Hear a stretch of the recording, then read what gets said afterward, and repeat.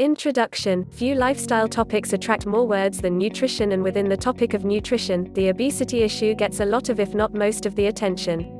Whether the focus is weight loss, optimal health, or some related nutritional issue, this seems to be the case. Historically, nutritional advice and solutions offered for problem states have been more complex than need be.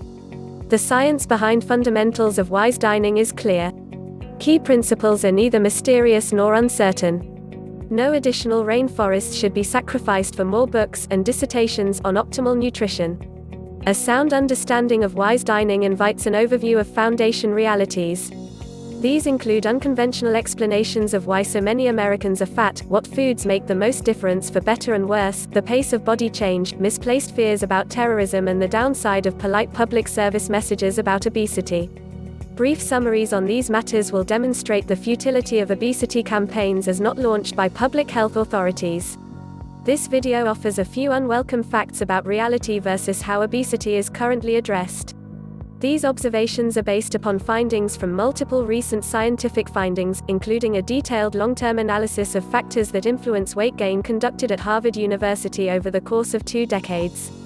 The Harvard research, known as the Nurses' Health Study, involved 120,877 nurses, doctors, dentists, and veterinarians who, at the start of the research period, were healthy, not obese, or otherwise suffering from any known medical problems.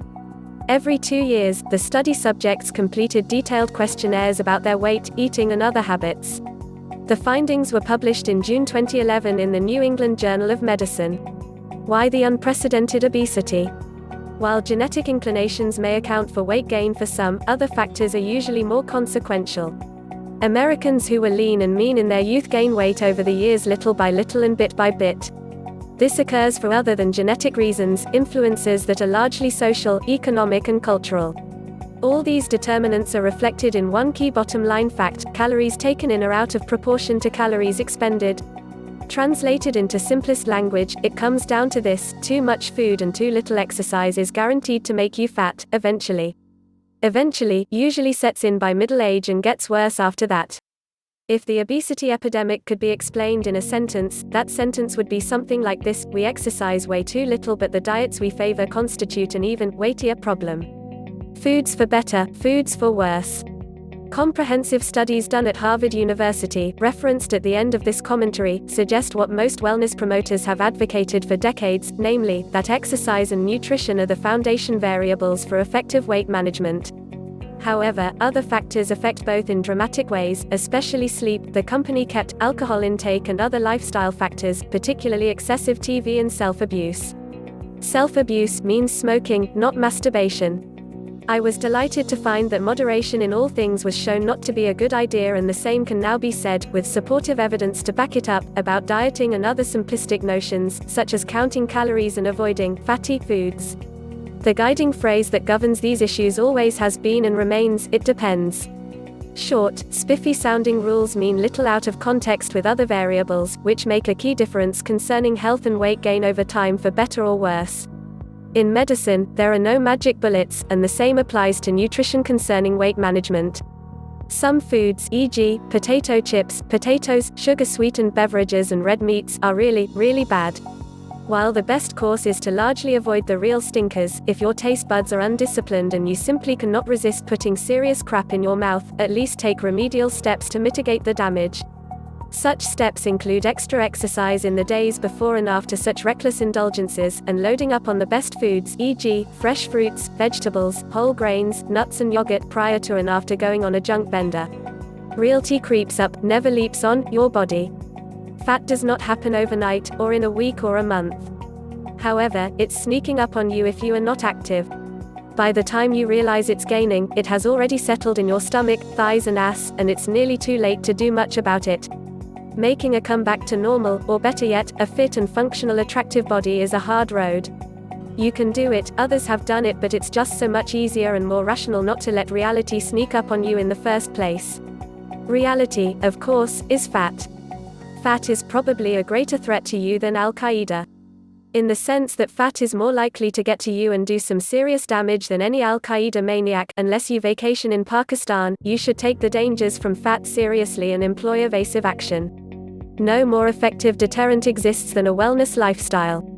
I don't like to dwell on the dark side or negative consequences. It is pleasanter and more effective to focus on the positive, joyful and self-reinforcing positive returns from creating and sustaining a wellness mindset and habit pattern.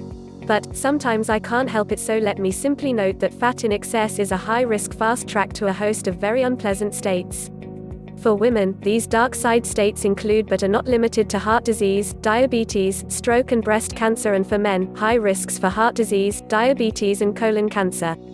You can use your imagination for the bright side payoffs of avoiding overweight via sound diet and vigorous exercise. However, I'll add one that appeals to vanity: you will always look better when trimmed than bloated, and you won't have as much expense or frustration buying new stuff all the time because your wardrobe no longer fits. Being nice may not be the best approach. Structural changes in the culture will be the surer path to obesity reduction than a continued barrage of health education messages from governmental and non-profit institutions.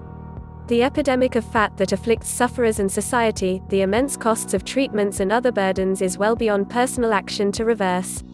People just can't do it, that is, manage wellness lifestyles. The facts of human nature, combined with affluence and the power of big business, overwhelm the slim chances consumers might have had for choosing and sustaining wise lifestyle choices.